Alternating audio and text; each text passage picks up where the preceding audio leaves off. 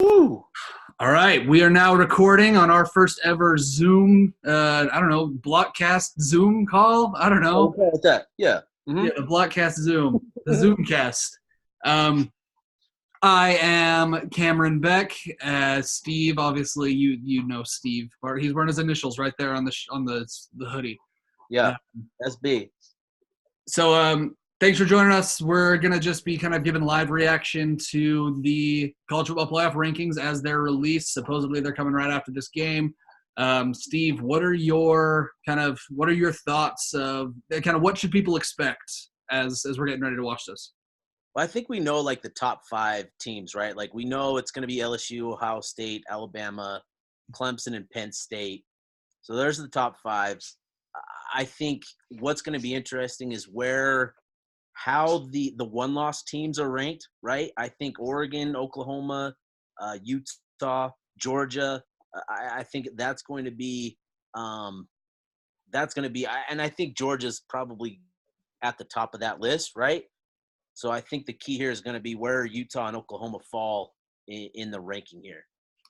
Yeah, that'll be an interesting and one thing to consider with this too is how little like the committee made rules, right? And like there's rules about how they're going to select teams and they just don't care. Like they No. don't care about the rules. Yeah. So they're going to give us like 90 seconds of logic to why they said what they said. But they really don't care. And next week they're going to they do what the AP poll is supposed to do, which is like week to week completely throw out the last week's rankings and start over. So like this show, take everything with very much a grain of salt.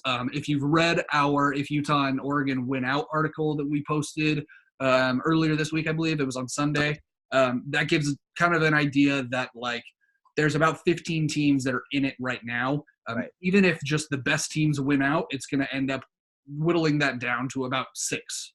And right. Utah and or Oregon were one of those 6. So it'll be exciting to see exactly what happens. I'm probably expecting Utah, to be quite honest. Utah, because they really lack a really big win on their resume. I mean, the Washington one feels big, and we understand contextually why it's so big. But I mean, they're not ranked. They have 4 losses now.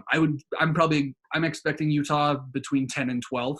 I think it'll be a little bit lower than the AP poll personally. What about you? Do you dare make a guess? Yeah, no, I've been stuck on 9. I think 9 is where they fall, and that's probably more optimistic just because, like you said, they don't have the big win, right? Like their best, the most difficult game they lost, which was to USC, which is a bummer. So they don't have the signature win. Yeah, like Arizona State was ranked at the time, but losing to UCLA, that didn't help Utah at all. So I'm with you there. I think that Utah is going to be ranked lower than they are in the AP poll and coaches poll. I think 9 or 10 would not surprise me at all. Yeah, and again, that's exactly where you want to be. Like as a one-loss team, you're not going to be, unless your one loss was to an elite team or you were an elite team with one loss like Georgia. I should say a perceptual elite, right? Like you're perceived to be elite.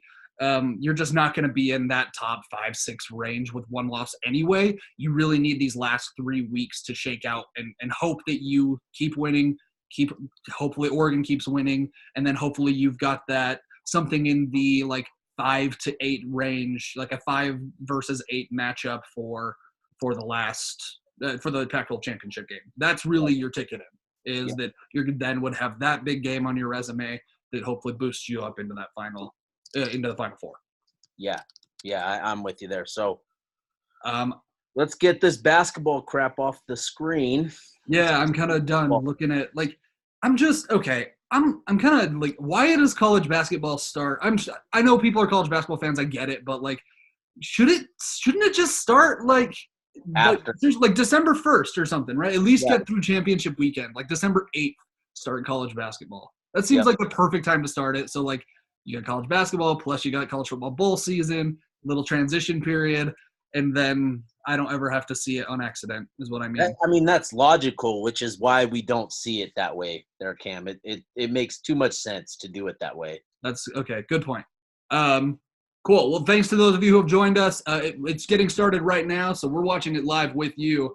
Apologies if you can hear my TV. But if you have questions, submit them on the board. We'll try to get to some of them as we go through. I didn't see any just yet. I mean, they could be. There could be some there. Yeah, man, I'm excited. I think that it's crazy to be actually realistically discussing Utah as one of these potential playoff teams. Yeah. Obviously, Utah's one of the teams that's been in the playoff rankings the most in that 25. But even in the years when, like the year when they were ranked 3 before they go to USC, that was in October, right? So they were never up in this kind of threshold, this caliber of team when the first rankings came out. Yeah. Yeah, I think last year they came in, I want to say 15th is where they were ranked last year in the debut poll. So the fact that they're top 10 this year, I mean, that's a big deal for this Hopefully team. top 10. I mean, yeah, hopefully top 10. Yeah. Yeah, I'm excited. I don't know.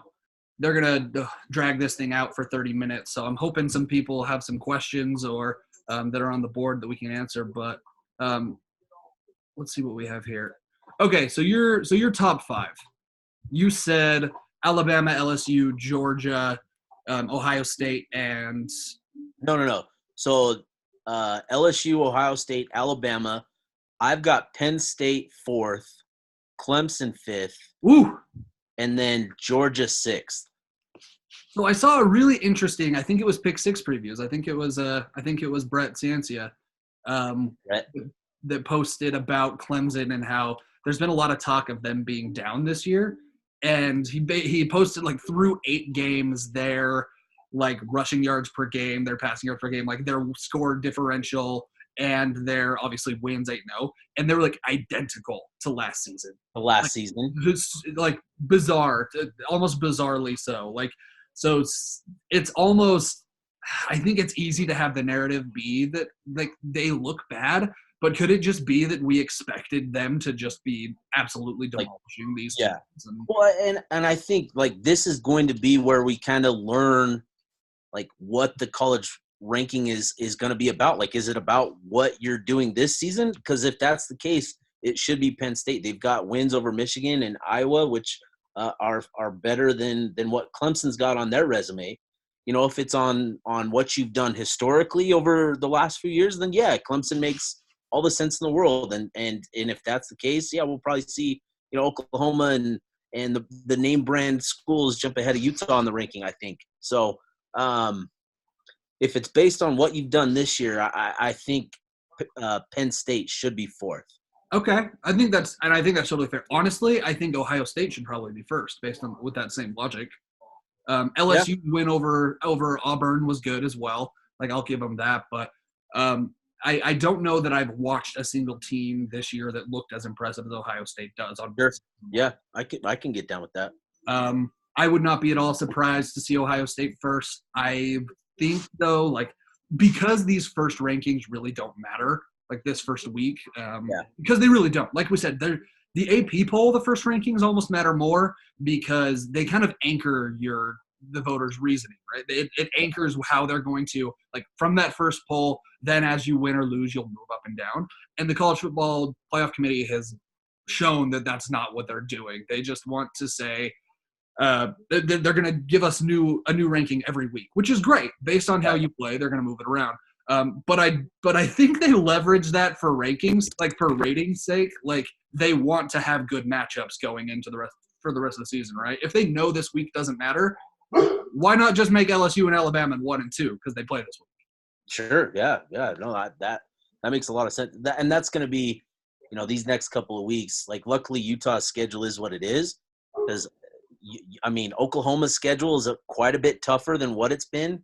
You know, they've got Iowa State and Baylor, which those 2 games will be tough. So that's, you know, it's going to be interesting to see the debut today and then how it changes over the next couple of weeks. Hopefully, I think it'll be interesting to see as we work through another video montage before we actually have rankings. I think it'll be interesting to see what would happen with Baylor because if Baylor beat Oklahoma, Oh, They don't have a ton more on their schedule. Like they play TCU this week, which TCU just beat Texas. So that's, I mean, and say what you want about Texas, they don't look great, but they're the USC of that conference still in the sense that they've always got some guys. right. They're a tough team to beat for that reason. But if Baylor got through Oklahoma, it'd be interesting to see, like, do they jump a bunch of teams? Because they wouldn't have any losses, but they kind of had that. They're kind of victims of they started out of it. And they started outside the conversation in the AP poll. So would the college football playoff give them a different have a different perspective? And are they going to have them a little bit higher going? Yeah. I'm really interested to see how that plays out because I think that's them and in Minnesota have been kind of the two teams where you've looked at, they're still undefeated, they're still in a Power 5 conference, and yet they're kind of lagging behind the rest of the group. Okay. Minnesota will have plenty of time, though. They play, Penn State this week, then Iowa a few weeks later, and then Wisconsin to finish the year, and then they'd have to play Ohio State. Like, if they end up undefeated, they're for real. Yeah, they earned it. And PJ Fleck just got himself $4.5 million per year for the next 7 years. He's rowing that damn boat hard. Oh, my gosh. Yeah, get rid of the boat. Quit rowing the boat, man. Go get yourself a plane. For real. He makes more than Ryan Day after those contracts. That's stupid. It's insane. Yeah. That's crazy. A Minnesota football coach makes more than an Ohio State football coach. Is this the first time in history that the Minnesota football coach makes more than the Ohio State football coach? I wouldn't be surprised if that's the case. Oh, man. What a world. What a world. I don't know. I remember that Urban Meyer had something like that, right? Like, and then he had a clause that he had to be the highest paid coach in college football or something when he was at Ohio State. So Nick Saban got a big raise, and so Urban Meyer got a raise. Let's do this. Oh, man. Got to get me one of those contracts. For real. Yeah, so I don't know. By the way, I can't say enough how much I hate that this is not a segmented show now. I know. And that they just drug it in. So thank you to everyone who's joining us. There are actually quite a few people in the meeting now. This is awesome. This is actually a way better turnout than I expected. Thank you guys all so much. This is the first time we're doing this, so if it's a disaster, apologies.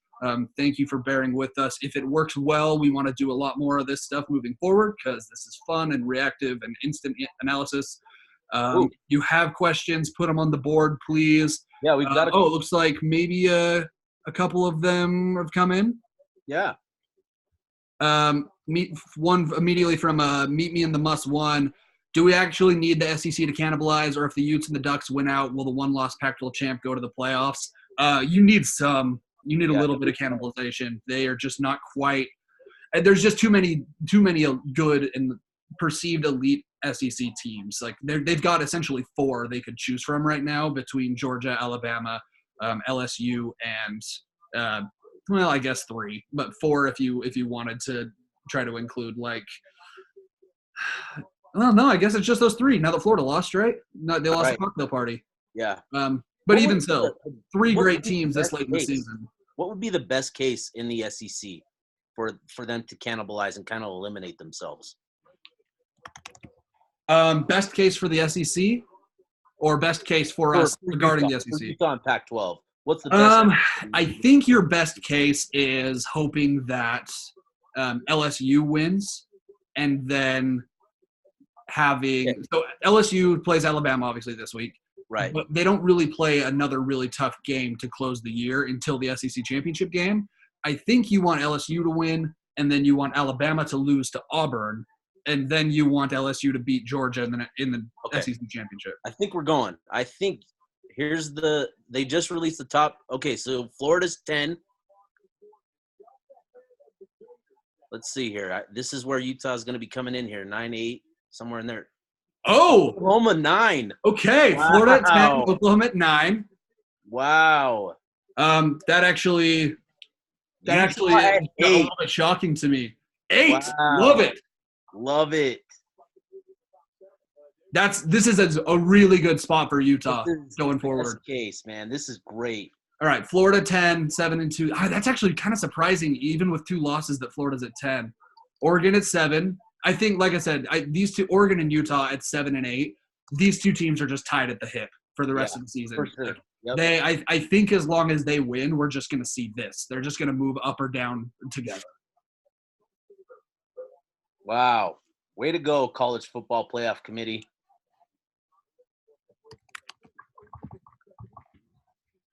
I'm just looking at some questions here. Sorry. Yeah. Yeah, guys, if you're listening, we do have it closed.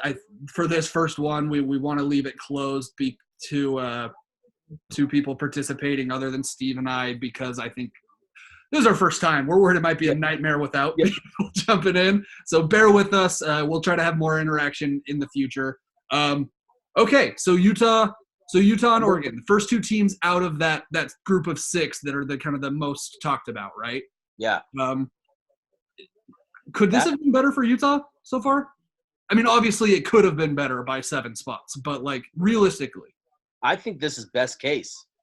I think when you're looking at the ranking, in terms of, because Utah, they don't have the signature win, right? Like they don't have the top 50, top 40, top 25 win where maybe that's knocked against them. And the loss to USC with how they're playing now, like that could have been that really could have hurt them in the ranking. So this is really good best case scenario in my opinion. Yeah, it's interesting to see that. Okay, so we see Georgia at 6 now with the loss to South Carolina. It's interesting to see that Utah at 8 with the loss to USC. You've got to think that they put a lot of stock in that Washington win this last weekend. Yeah. Utah's obviously their defense is playing out of their mind. Clemson at 5. You were nailed it, Steve. Penn State at 4. Good. That's how it's man. Yeah. Clemson at 5. That's a little bit. Man, it's a really good field this year, and that's another tough thing for Utah is that there are a lot of good like top 10 teams. Penn State at 4. They look as good as that. There's going to be some cannibalization in the Big Ten though. Again, Penn State still has to play Minnesota. They've still got to play Ohio State, and that's before an SEC or a Big Ten championship game. Excuse me. So, man, number 3 then it's looking like I'm still thinking Ohio State for number 3 so that they can have their 1-2 matchup this weekend. Yeah, I think that could be a big deal. There's too many ratings at stake to not have it be a 1-2 matchup.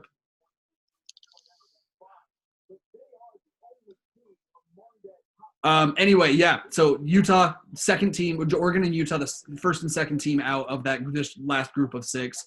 Again, right where you want to be. Alabama at 3. I'm shocked. Wow.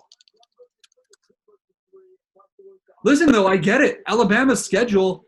Oh, they did it, man. They gone and did it. Ohio State at 1. Yeah, you said Ohio State at 1. Yep. They're the most impressive team I've seen. It is a little bit disconcerting to see 2 Big Ten teams and 2 SEC teams. Yeah. Especially because, like, each of those teams are not just in the same conference. Each of those teams are in the same division as the other one. Right, yeah.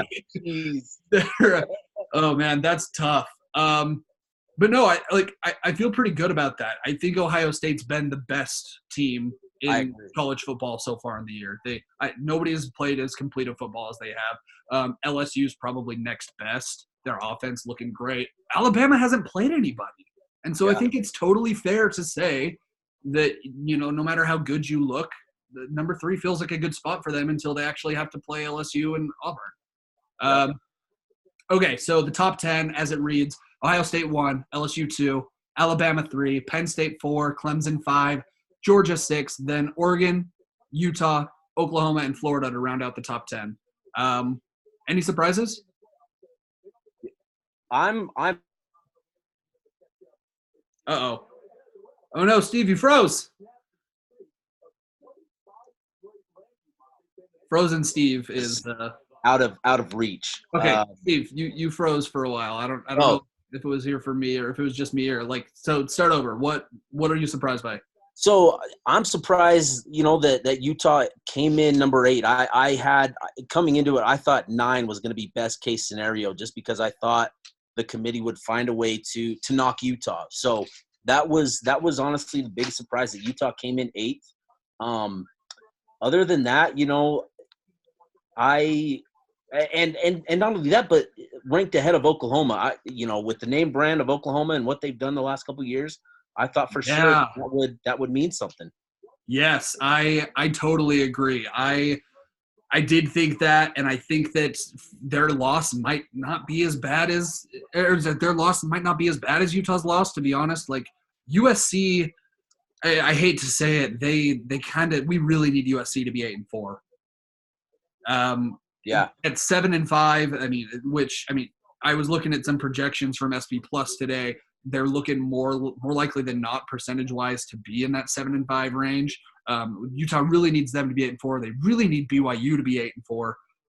It really pains me to say that about those two teams, but and the hard part is that USC plays Arizona State next, so there's going to be a little bit of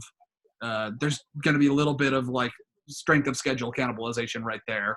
Then they play UCLA and Cal, so I mean it's just the schedules do beat up on each other a bit, but that USC record I think will mean a lot because it's the one loss. And then BYU being the only out-of-conference game for Utah that really matters because NIU and the MAC are just garbage this year, and then Idaho State is Idaho State. Utah really needs BYU to win out too, which I absolutely, if you know me, that I loathe saying such a thing. Okay, here's a good question.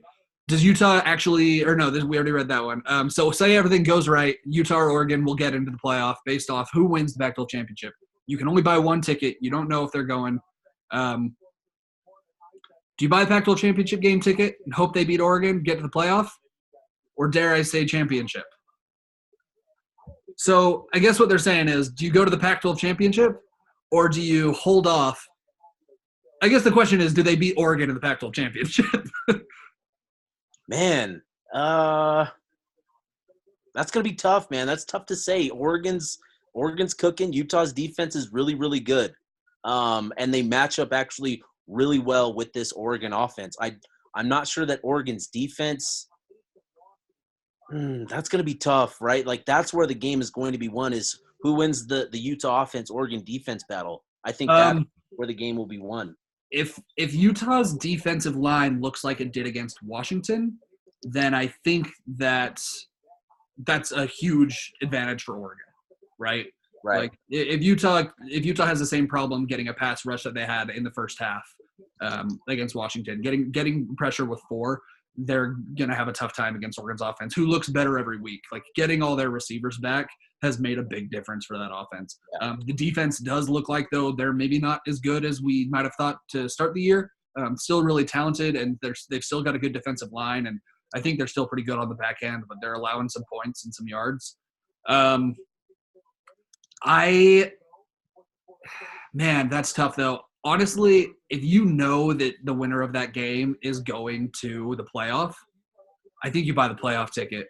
Right. Like I don't think that's, if you have to choose between a Pac-12 championship game or a playoff ticket with not knowing if your team is going, that's just one of the things where it feels like it's almost a once in a lifetime opportunity to be able to buy that ticket. And if your team ends up going and you're already secured there. Right. But again, that's just me. And it's knowing that this would be Utah's second time in a row being in the Pac-12 championship, that feels a little bit more attainable to me. Which, again, Utah still has 3 games to play, so I don't want to get too far ahead of ourselves. Yeah. But man, 2 years in a row, who would have thought? We're in a good spot. We've got a lot of work to do. We're in a good spot. We got a lot of work to do. Well said, Coach Witt. All right, I'm just refreshing the page here to see if we have any more questions on the board. If you guys are listening to us, go ahead, drop questions on the board, drop your playoff scenarios on the board. And I mean, anything there. This is, like I said, we're going to try to just run with some of this content going on. What else can the Pac-12 do to help Utah's chances of getting into the playoff? Which teams need to win or lose?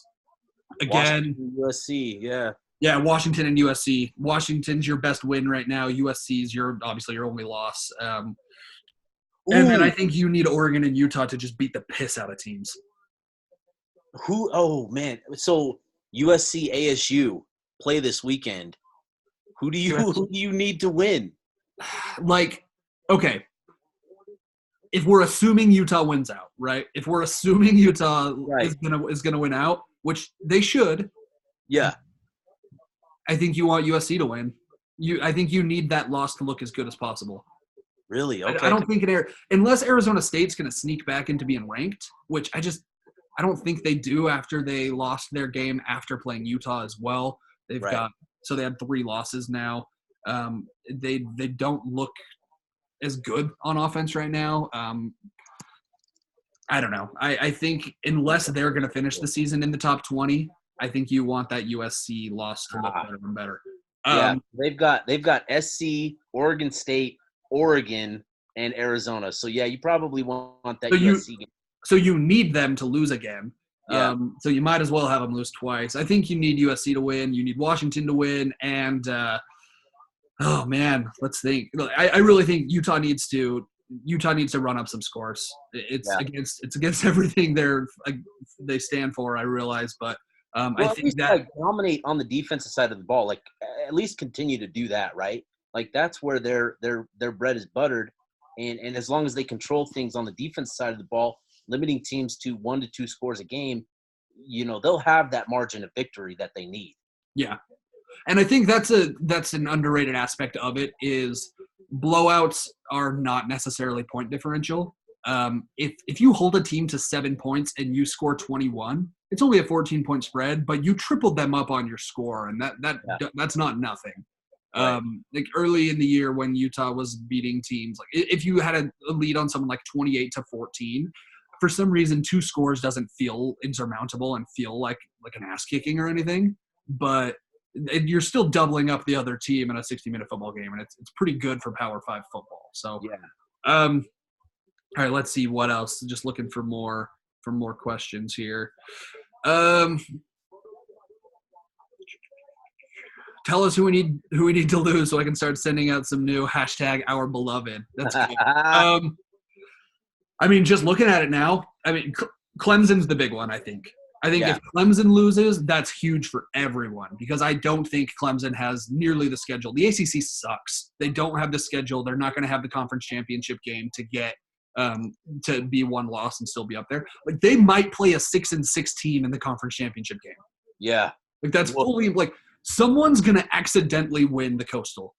Like it looks like maybe Miami. Like they've got NC State this week. Wake Forest, who's the 22nd ranked team, and then South Carolina. Do we trust South Carolina? No. End of sentence. No, we don't trust South Carolina. South Carolina fans don't trust South Carolina, man. Like, because they know. Dude, if South Carolina creativity. Whoa. Get out of here, Steve. Sorry. Pulling a Cameron on the Blockcast. Yeah, that was on me. That was my bad. So, yeah, Clemson's the big one you need to lose. I think the SEC problem probably takes care of itself. So I think the biggest thing is once an SEC team loses, you need them to keep losing. It doesn't matter who that is, right? Yeah. So if LSU loses to Alabama on Saturday, you just need them to lose again somewhere. Right. If Alabama loses to LSU, you need Auburn to beat them. Then I think it's better to have one undefeated SEC team because that's just one of them is getting in. Like no discussion. It might as well be an undefeated LSU team and have then Alabama has at least 1 loss. Georgia would end up with 2 losses because of the SEC championship, and then hopefully the what am I trying to say? Hopefully Alabama, either has a tough game with Auburn or actually loses. Yeah. Auburn's good, man. That Alabama could lose that game. Auburn's defense is for real. And it's at Auburn. That defense, I really think they might have it's probably Ohio State, but I think Auburn might have the best defense in college football. Chase Young, though, man. Chase Young. I mean, that's what's so hard about it. Like, he's the best player in college football. Yeah. I don't even have, like Joe Burrow, sure. Like, Tua, sure. Like, Jerry Jeudy, sure. But, like, Chase Young is a killer of football players and offensive lines. Dude, honestly, I think this was best case scenario for Utah, for real. No, I can't imagine a better one. Like, I think anything other than 8th would have been a pipe dream because it would have put Oregon at 6th or 5th. And that would have then pushed either Georgia or Clemson out of that spot. And that seems that at this point seems a little bit absurd. Yes, the Georgia and South Carolina loss is bad, but they're still Georgia. Okay, so sorry, go on. Looking at the schedules, I think like Alabama, they've got probably the toughest schedule remaining because they have LSU this week and then they have Auburn at the end of the month. Penn State, they've got Minnesota this week and then Ohio State. Like that's going to be tough. I don't see them losing to Minnesota though. Who? Penn State? Yeah, Penn State. Yeah. Yeah, we're gonna find out who's for real there in a hurry, but Yeah. I don't see it. I think that they beat Minnesota, and if anything, honestly, if they beat Minnesota, which we're expecting, and Alabama loses to LSU, I think you'll probably see next week and like an LSU, Ohio State, Penn State, and Clemson top 4. Because Alabama doesn't have the resume. If they lose their only tough game this year, even if it is to the number 2 team, right. They're combined. I think I saw something that showed that like they're the top 15 or something, and their opponent win percentage so far this year, it's like 33%. Like their schedule has been, for an SEC schedule that's vaunted like through the media for so much, like their schedule's been crap. Yeah. And that's great. You know, it's great for teams like Utah and Oregon who are trying to sneak in there because one loss, this might be the year that one loss is enough to keep Alabama out, and that's crazy. Yeah. Yep. I'm trying to look at do you have the rest of the rankings pulled up? I don't have them right in front of me. Let me get them. Because I'm curious where this is good TV here too. Just trying to find 11 through 20 even.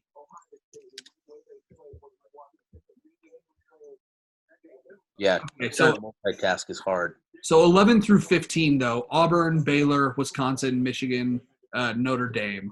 A little surprising again. Like, I'm surprised Minnesota's not up in that group as an undefeated Big Ten team. But good on the committee because, like, they're all thinking what we're thinking. Like, Baylor, Minnesota, like, they're – I don't want to call them frauds because you make it this far undefeated. Like, you're doing something right? But in terms of the top teams – well, and Baylor looks close. Like, Baylor looks like they're – I don't think they're going to be up here long, personally. But they look like they're almost there. Like, Matt Rule has got that program turned around. Right. Wisconsin at 13 is a little surprising to me. Like, that Illinois loss was bad. Maybe the best – or maybe the worst loss in that group. Yeah. And then they obviously the second loss to Ohio State, which I really think a loss to the number 1 team, I think the committee almost doesn't count. Like, I think it's just like, well, yeah, of course you lost to Ohio State. Yeah. Michigan at 14 and Notre Dame at 15, though. Like, those are, I think, the biggest surprises. Like, I don't think Notre Dame is good. I don't either. I said it on the blogcast like last week that I think they're paper tigers. They already have 2 losses now. I don't know if you can be a paper tiger with 2 losses, but they almost had 3. Yeah, I think we see them dropping possibly even with an easy schedule, another game, and they'll fall even more. But Minnesota, I'm a little surprised though they didn't make it into like that 13 to 15 range. Yeah. No, I'm surprised about that too. Let's see the rest. Then Kansas State, there's Minnesota at 17, Iowa 18, Wake Forest 19. So that's the only thing that's going to save Clemson, right? They do play Wake Forest here in a couple weeks. Yeah. If they win that game, which, I mean, spoiler, they're going to win that game. It's the only game on their schedule they've had to prepare for. Yeah. You have one hard team to play, and it's Wake Forest, like, you're going to be fine. Yep. But that might be just enough to say, like, okay, they have a quality win because Wake Forest is undefeated and they're a top 20 team right now. Or no, they have 1 loss, excuse me. But they're a top 20 team.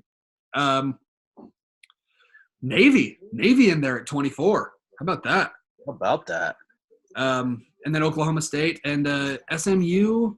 Okay, SMU and Boise they're the only 2 G5s, right? Yeah. Okay. Cool. No, I'm overall happy with the list. Thrilled with Utah at 8. Can barely believe it, in fact. Yeah, that's great. I got a buddy here joining me. This is Brisket. Oh, there's Brisket. Hey, dude. Thrilled with Utah at 8. This is good content, by the way. It Yeah. doesn't. The dogs don't work on the podcast, only on the Doesn't video. get better than this, people. Yeah, but I don't know. Do we have more board questions? Sorry, I feel like we're dragging on a little No, I think that's it. I think we're all out celebrating, popping champagne. Cool. Let's call it then. Yeah. Thank you guys all for joining us. Yes, This has thank been you fun. guys for real. We'll try to expand this moving forward and try to do maybe some more open and some more discussion and some more involvement from you guys, Sure. the listeners. So thank you so much for joining us on this maiden video voyage. And yeah. Well, everybody have a good night. I'm going to stop the recording and end the meeting. So bye.